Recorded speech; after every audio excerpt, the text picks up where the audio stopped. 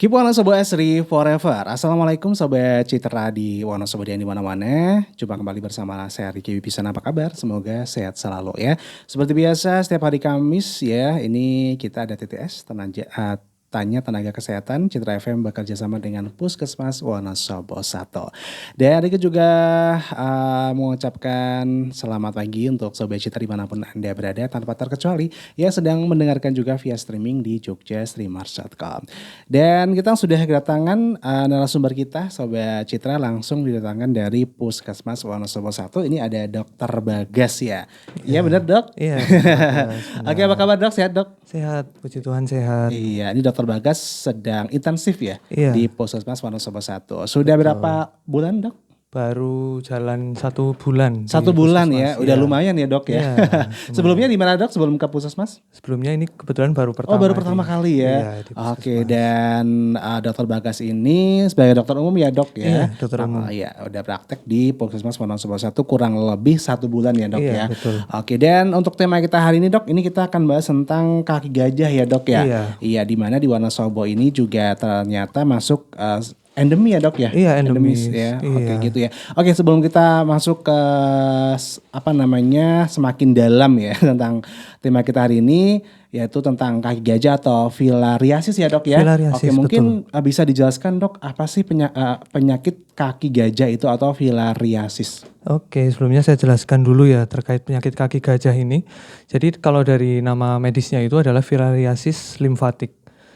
Dilihat dari namanya filariasis dan juga limfatik. Filariasis artinya penyakit ini merupakan suatu penyakit infeksi akibat parasit. Parasitnya adalah berupa cacing filaria. Itu merupakan dari filum nematoda atau cacing gilik seperti itu. Kemudian dari nama medisnya tadi kan selain filariasis ada limfatiknya juga. Limfatik ya. Nah, dari limfatiknya itu berarti dari infeksi cacing filarianya ini menyerang di bagian sistem limfatik dari tubuh manusia seperti itu. Iya. Limfa itu yang apa Dok? Limfa itu adalah, jadi kalau dalam tubuh manusia selain ada pembuluh darah, juga ada pembuluh darah itu kan termasuk dari sistem peredaran darah. Iya benar. Kalau dari sistem limfatik itu ada ada sistem peredarannya sendiri seperti itu, terdiri dari kelenjar limfa atau kelenjar getah bening, kemudian ada pembuluh limfa seperti itu. Jadi nanti infeksi dari cacing dari filarianya itu menyerang di bagian itu sistem limfatiknya atau dari itu ya. Iya, peredaran limfanya seperti itu. Iya, oke. Ini kenapa disebut penyakit kaki gajah Dok ya gitu? Oke, kalau dari kenapa disebut penyakit kaki gajah, karena dilihat dari manifestasi klinis atau gejala dan tanda yang timbul pada pasien yang menderita dari filariasis ini, yaitu dilihat dari biasanya yang paling sering muncul itu adalah pembengkakan di bagian kakinya. Seperti di kaki itu. ya Dok ya? Di kaki. Pasti di kaki atau bisa di daerah lain? Tapi bisa juga terjadi pembengkakan di area yang lain. Tapi yang paling umum memang terjadi pembengkakannya di kaki. Ya? Iya, karena kaki itu kan bagian tubuh terbawah dari manusia, kemudian dipengaruhi gravitasi juga. Jadi yang biasanya membengkak adalah di bagian kakinya, seperti bagian itu. paling bawah gitu ya Dok ya. Oke, dan ini juga ternyata membengkak besar ya Dok ya. Bisa sangat besar karena makanya terjadi penumpukan cairan di situ. Makanya disebut sebagai penyakit kaki gajah juga gitu ya. Betul. Oke, jadi ini kenapa cairannya itu menumpuk di kaki Dok? Kalau ditanya kenapa cairannya bisa menumpuk, yang pertama kan tadi infeksinya seperti yang saya katakan menyerang di sistem limfatik. Jadi sebelumnya kita harus tahu dulu fungsi dari sistem limfatik itu untuk apa. Jadi ada beberapa fungsinya dari sistem limfatik.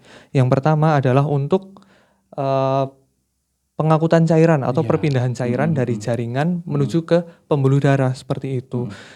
Yang kedua juga sebagai sistem kekebalan atau imunitas tubuh.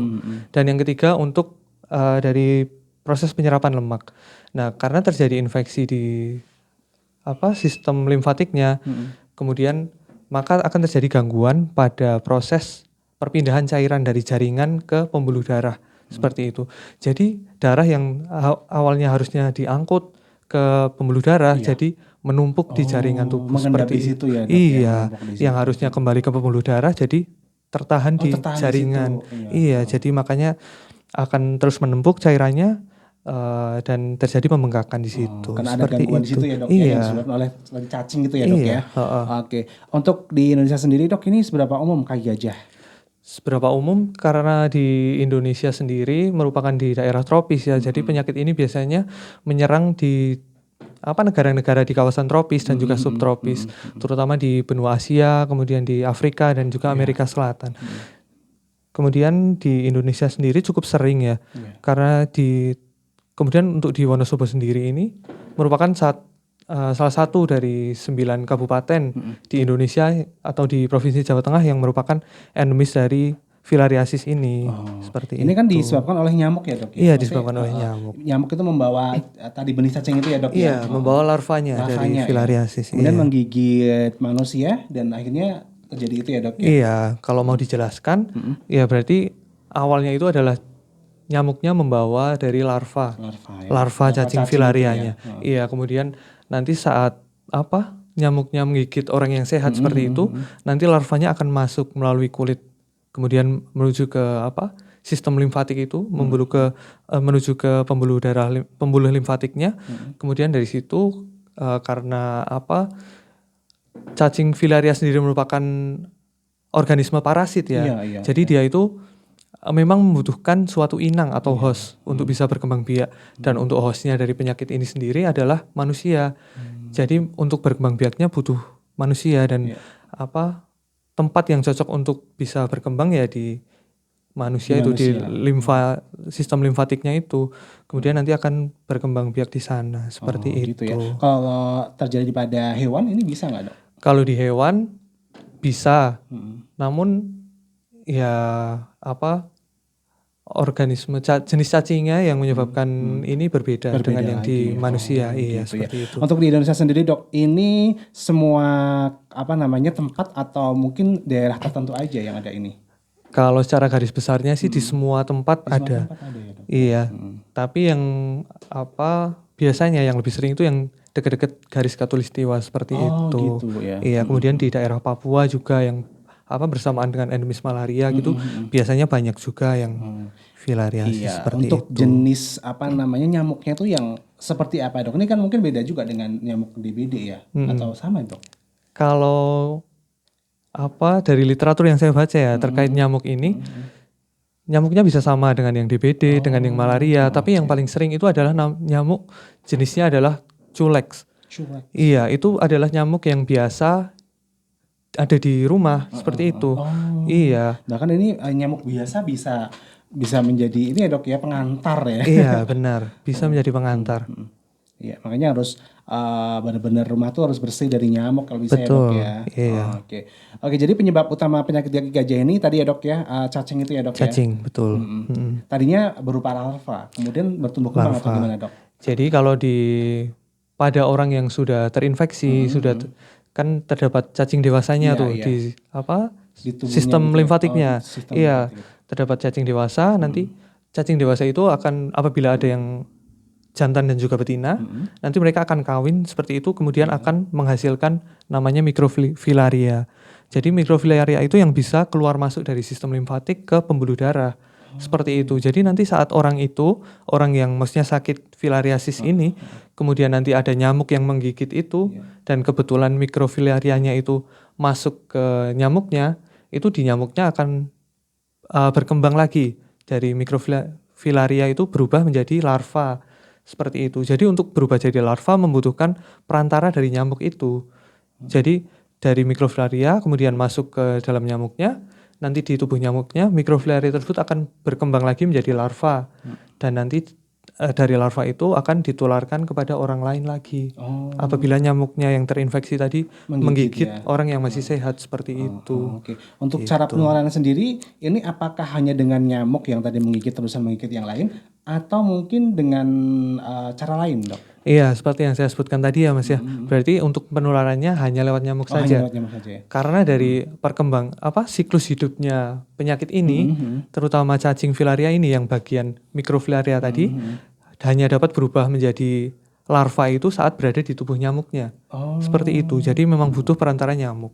Gitu ya. Jadi harus jauh-jauh dari nyamuk ya, Sobat Citra. Harus rumah harus benar-benar bersih dari nyamuk ya, supaya tidak mengantarkan penyakit-penyakit yang berbahaya seperti kaki gajah ini ya, Dok ya. Betul. Oke, untuk Wonosobo sendiri, Dok, ini katanya kan endemis, Dok. Ini gimana, Dok, untuk daerah Wonosobo, Dok? Jadi untuk Wonosobo sendiri kan memang termasuk endemis dan kemudian di Wonosobo sendiri sudah melakukan program pengendalian filariasis ya. Dimulai dari pada tahun 2017 sampai 2021 itu sudah dimulai pemberian obat pencegahan massal seperti itu untuk obat obat apa filariasis ini gitu. Jadi kemudian setelah diberikan obat selama kurang lebih berapa 17 sampai 2021 itu kemudian dilakukan evaluasi. Saat ini Wonosobo udah melewati pretest tes 1 itu tahun 2023 dan kemarin terakhir itu masuk ke tes 2 itu tahun 2025 dan tahun depan 2 tahun lagi tahun 2027 itu akan masuk ke tes 3 dan nanti kalau sudah lolos semuanya baru bisa dikatakan eliminasi filariasis seperti itu. Jadi Wonosobo sedang dalam proses untuk melakukan eliminasi filariasis seperti gitu. itu. Dan Iya. ini benar-benar lagi diawasi ya dok ya Iya, untuk gajahnya ya. Untuk Wonosobo sendiri ini ada kejadian dok apa yang terkena ke gajah? Kalau dari info yang saya dapat ya dari evaluasi pasca pemberian obat pencegahan massal itu kan dilakukan sampling di beberapa sekolah gitu. Masih ada beberapa masih ada satu yang didapatkan hasil positif seperti itu. Iya. Dan ini walaupun satu tapi bisa menular ya dok ya kalau digigit nyamuknya. Iya bisa menular tetap. Ya. Oke, untuk yang beresiko terkena penyakit ini dok, ini di usia berapa sampai berapa dok? Di usia berapa sampai berapa kan ya sebenarnya dipengaruhi oleh imunitas tubuh juga ya. Kalau yang dewasa muda seperti itu mungkin lebih kebal tubuhnya seperti itu dan juga dipengaruhi oleh tingkat infeksinya. Maksudnya apabila kita terpapar banyak dari larvanya seperti itu ya pasti akan muncul seperti itu. Namun apabila pada orang dengan imunitas yang rendah mungkin apabila hanya terkena sedikit saja langsung bisa parah seperti itu. Iya, jadi kita juga harus pintar-pintar jaga imun tubuh ya dok Iya, ya. betul. Iya, soalnya kalau misalnya imunnya baik, walaupun 1-2 itu mungkin bisa dilawan ya dok ya. Iya, karena kalau dari gejalanya sendiri ada yang tanpa gejala juga. Jadi imunitas tubuh kita bisa melawan gitu. Melawan, ya. Iya. Oke dok, ini apa saja gejala awal penyakit kaki gajah yang sering tidak disadari dok? Kalau gejala awalnya kebanyakan ada yang asimptomatis. Apa itu asimptomatis? Itu ya tanpa gejala. Maksudnya baru awal walaupun memang di tubuhnya memang sudah ada cacing dewasanya atau ada mikrofilarianya seperti itu, tetap bisa tidak muncul gejala seperti itu. Kemudian untuk fase setelahnya apabila muncul gejala itu fase akut. Biasanya kan karena infeksinya pada sistem limfatik ya. Biasanya terjadi peradangan di kelenjar limfanya atau kelenjar getah bening atau pada pembuluh limfanya seperti itu. Apabila terjadi peradangan ya gejalanya yang muncul demam, kemudian terasa nyeri atau ada benjolan di kelenjar getah beningnya. Ya mungkin di sekitar leher atau di sekitar ketiak atau di sekitar selangkangan seperti Berarti itu. ada benjolan gitu ya dok? Iya, muncul benjolan. Muncul benjolan. Ini benjolannya bisa dilihat atau harus diraba? Kalau ya tergantung dari ukurannya ya. Kalau udah besar ya kelihatan, kalau masih kecil ya perlu diraba untuk merasakan. Kemudian yang biasanya yang paling khas dari penyakit filariasis yaitu pada fase kronik karena itu kakinya atau ya tidak cuma kaki, bagian tubuhnya bisa membengkak membesar seperti itu dan pembengkakannya itu progresif, maksudnya makin lama makin parah dan pembengkaknya itu menetap. Biasanya menetap, kalau tidak diobati nggak akan bisa mengecil seperti itu. Jadi akan makin lama kalau dibiarin nggak bisa sembuh sendiri, nggak bisa kecil sendiri, pasti akan tambah besar seperti itu. Kemudian selain pembesaran dari bagian tubuh seperti tangan atau kaki seperti itu, bisa juga pada kulitnya itu biasanya terus menebal, mengeras seperti itu, kemudian kering seperti itu. Oh gitu ya dok ya. Iya. Dan ini untuk penyakit ini sendiri, ini seberapa parah sih dok? Maksudnya kayak bisa menyebabkan kematian gitu atau gimana dok? Kalau bisa menyebabkan kematian atau tidak ya tadi tergantung dari keparahan penyakitnya, kemudian tergantung dari imunitas pasiennya seperti itu. Karena infeksinya tadi menyerang sistem limfatik. Sistem limfatik juga berperan untuk imunitas tubuh kita. Iya, iya. Jadi biasanya pasien-pasien dengan yang menderita filariasis ini biasanya sistem imunnya akan menurun. Gitu. Karena sistem limfatik juga berperan untuk imunitas tubuh Imunitas kita. tubuh, ya. Kalau terjadi infeksi di situ ya otomatis sistem imun kita akan menurun. Dan kita bisa juga lebih mudah terkena penyakit yang lainnya. Gitu. Gitu ya. Jadi bisa menyebar ke beberapa bagian tubuh kalau misalnya ini nggak segera ditangani ya dok ya. Betul. Oke dok, tapi apakah penyakit gajah ini bisa disembuhkan dok? Bisa disembuhkan, bisa kan karena emang ada obatnya ya. Jadi kalau dari pengobatannya sendiri bisa dengan kalau yang fase-fase awal itu untuk pengobatannya bisa dengan pemberian obat. Ya. Obatnya adalah obat antiparasit. Antiparasit. Seperti itu. Iya, nanti obatnya ada beberapa macam, ada yang diminum sekali, ada yang harus diminum beberapa hari seperti itu. Kemudian untuk karena tadi saya sebutkan ada juga yang tanpa gejala walaupun sudah terinfeksi tapi tanpa gejala, maka perlu dilakukan program pengendalian itu yang dengan pencegahan massal tadi. Jadi orang yang sehat pun kita beri obat seperti itu. Gitu ya, dok. Itu untuk program pencegahannya gitu. Tapi untuk pasien yang sudah kronis atau sudah lama penyakitnya gitu sampai muncul kakinya membesar, kemudian yang sudah lama lah seperti itu, sudah parah, itu kemungkinan untuk sembuhnya ya semakin kecil.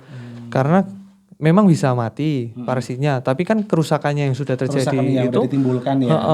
Itu untuk kembalinya akan sangat susah. Karena ya tadi dari pembuluh limfatiknya mungkin sudah rusak. Jadi kemampuannya untuk mengangkut cairan dari jaringan kembali ke pembuluh darah juga sudah menurun. Jadi untuk bengkaknya juga akan sangat sulit untuk berkurang seperti itu. Jadi bisa dibilang susah diobati nggak dok? Susah diobati kalau dari obati penyebab penyakitnya kan cacing. Kalau diberi obat kan bisa mati. Jadi susah diobati tidak. Cuman untuk apabila dari kerusakan yang timbul akibat infeksi ini yang sudah lama ya susah diobati. Gitu ya. Gitu. Masa penyembuhan ya dok ya. Iya. Gitu. Nah dok, ini kan kalau kaki gajah tuh ini bisa diobati secara dini nggak sih sebelum bengkak gitu, bisa nggak? Kalau diobati secara dini sebelum bengkak harusnya bisa. Kan tadi ada tanda-tandanya tuh. Misal ada demam, ada nyeri, kemudian ada benjolan-benjolan tuh. Kan ada juga kita semacam screeningnya seperti itu.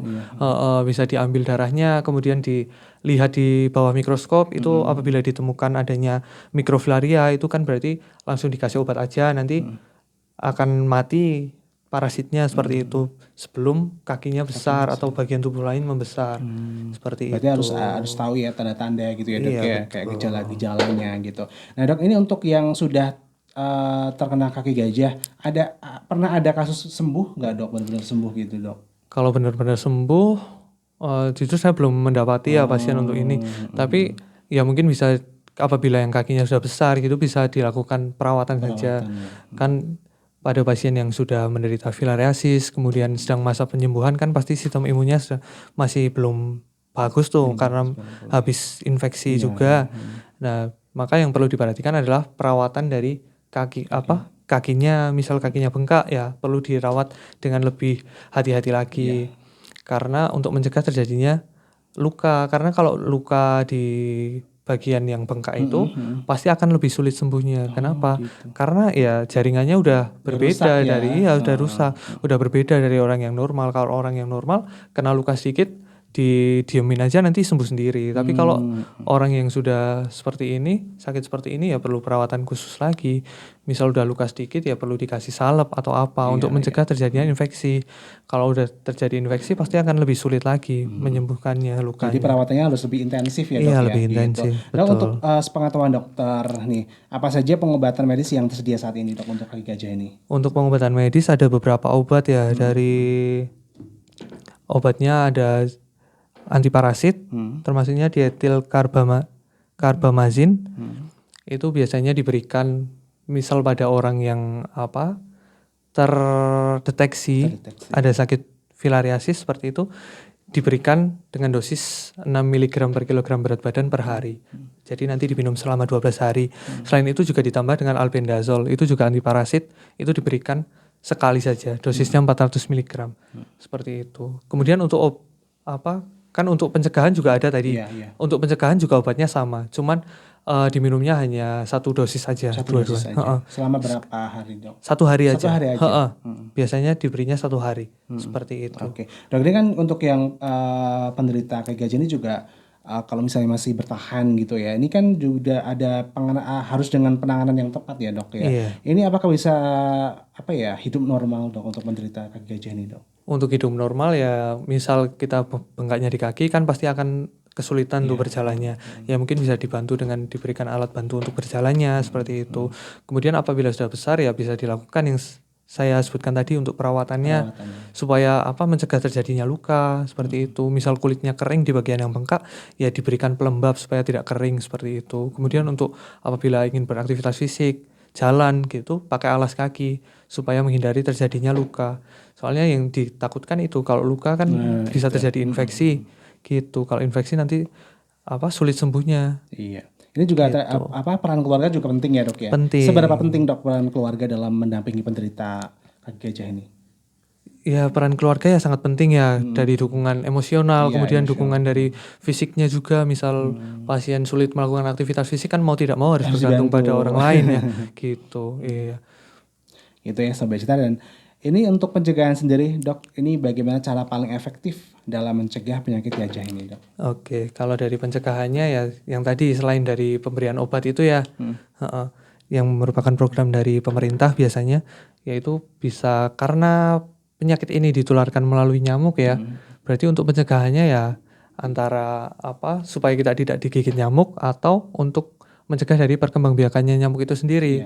Untuk mencegah digigit nyamuk ya kalau tidur bisa dipasang kelambu seperti itu supaya nyamuknya tidak masuk, atau menggunakan pakaian-pakaian yang panjang. Kemudian bisa menggunakan obat untuk supaya tidak digigit nyamuk, lotion anti nyamuk seperti itu. Kemudian untuk mencegah perkembangbiakan nyamuk ya bisa dengan menjaga kebersihan lingkungan. Seperti itu, dijaga supaya selokannya tetap lancar, tidak mampet, tidak ada genangan air yang kotor. Seperti itu. Iya, jadi yang penting ini kita bisa mencegah dari adanya nyamuk ya sebenarnya, Dok ya. Dengan berbagai cara pastinya bisa dilakukan untuk bisa tetap lingkungan tetap sehat, tetap bersih gitu ya, Dok ya. Betul. Iya. Dan ini apa yang bisa dilakukan masyarakat untuk membantu memutus rantai penularan ini, Dok? Untuk membantu memutus rantai penularan, ya yang saya sebutkan barusan ya. Kalau dari program dari pemerintah kan itu dengan obat tadi. Ya. Kalau peran dari masyarakat ya berarti dari menjaga kebersihan lingkungan tadi, dari untuk mengurangi tempat perkembangbiakan dari nyamuknya itu, bisa membersihkan genangan air seperti itu, dan melakukan pengelolaan sampah dan juga limbah seperti itu. Gitu ya. Oke, Dok, tapi kan di masyarakat ini kan untuk yang penderita penyakit gajah itu kadang mendapat stigma negatif dari masyarakat, Dok ya. Jadi kayak takut tertular lah, apalah kan bentuknya juga mungkin udah berbeda dan sebagainya. Ini tanggapan dokter gimana, Dok?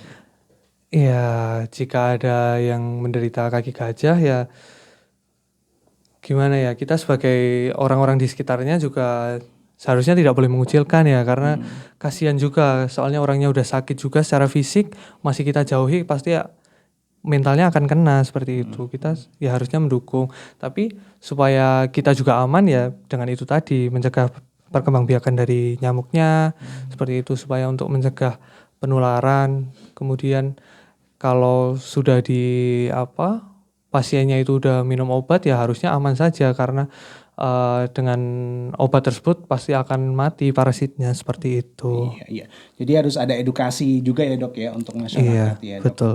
Oke. Untuk program-program dari pemerintah sendiri, Dok, ini yang sudah berjalan ya, yang mungkin dibantu dari Puskesmas Wonosobo apa nih, Dok? Kalau dari programnya yang sudah ataupun sedang berjalan ya saat ini? Kalau yang sudah kemarin itu yang dengan obat pencegahan massal itu sudah berjalan kan, sudah dari 2017 sampai 2021 itu sudah diberikan. Kemudian untuk saat ini Puskesmas Wonosobo sendiri sedang melakukan screening untuk mengevaluasi.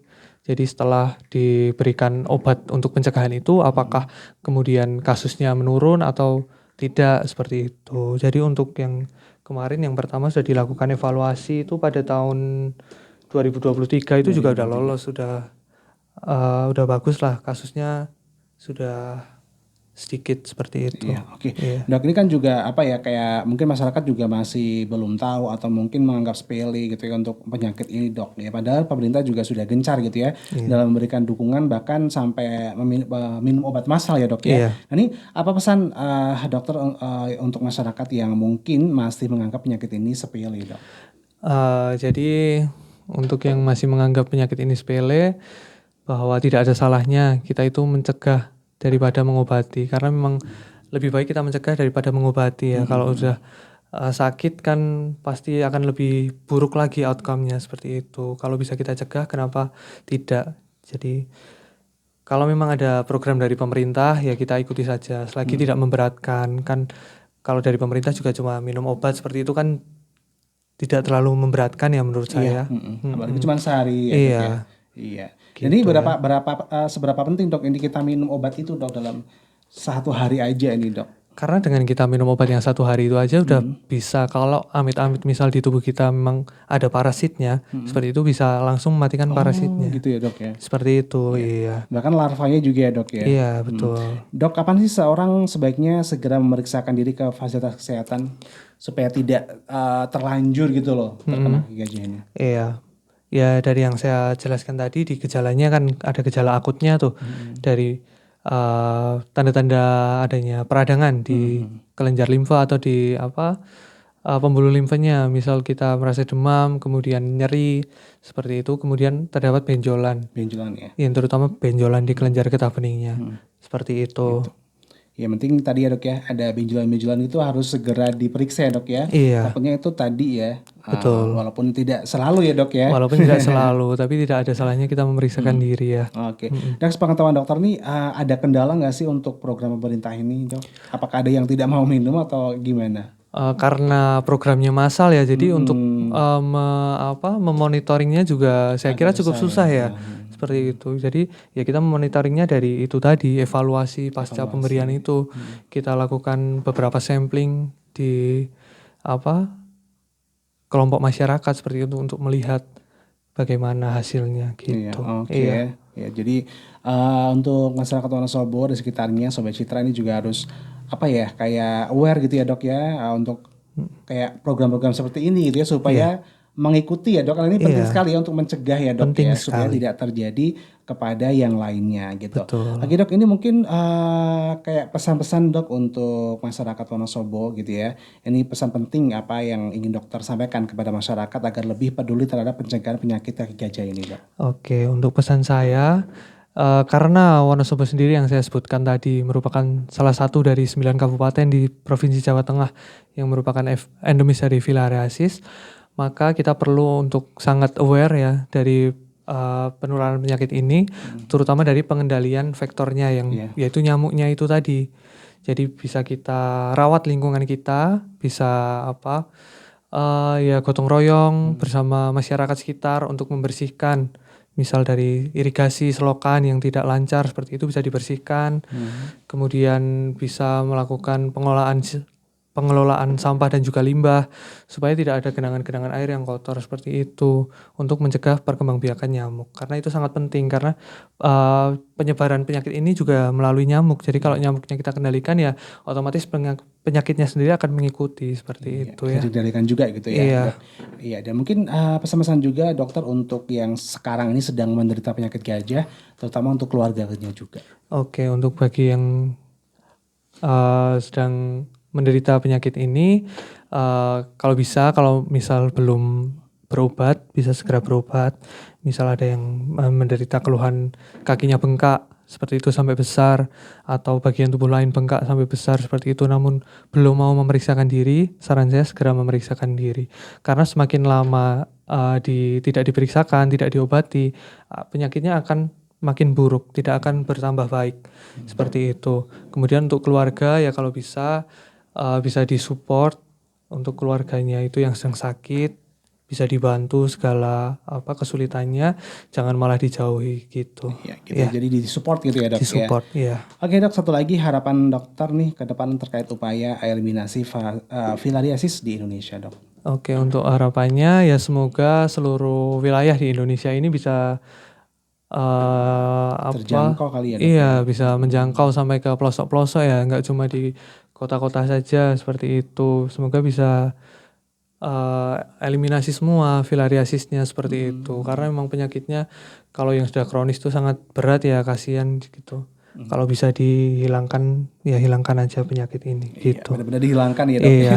Karena ini juga sangat berbahaya sekali ya, Dok, ya. Betul. Oke, terima kasih Dokter Bagas Iya. untuk udah hadir ke Citra FM ya. Semoga lain waktu kita bisa jumpa lagi ya, Dok, ya, dengan pembahasan yang lain ya. Siap. Oke, dan tentunya untuk Sobat Citra jangan lupa untuk mengikuti ini ya, Dok, ya, tadi apa namanya yang makan obat itu ya. Iya. Sehari gitu ya. Iya. Masih berlanjut atau udah sih, Dok? Sebenarnya sudah terakhir itu tahun 2021 ya gitu. Iya. Jadi saat ini yang sedang berjalan adalah program evaluasi. Ya, dan kita Seperti juga harus itu. bisa bersama-sama mencegah ya, Dok, ya, supaya Iya. tidak terjadi kepada keluarga ataupun orang-orang di sekitar kita ya. Oke, demikian Sobat Citra, terus nantikan TTS Tanya Tenaga Kesehatan Citra FM bekerja sama dengan Puskesmas Wonosobo 1 setiap hari Kamis jam 10 sampai jam 11. Saya Riki Bisara pamit, Dokter Bagas juga pamit. Keep Wonosobo Asi Forever. Wassalamualaikum. Bareng.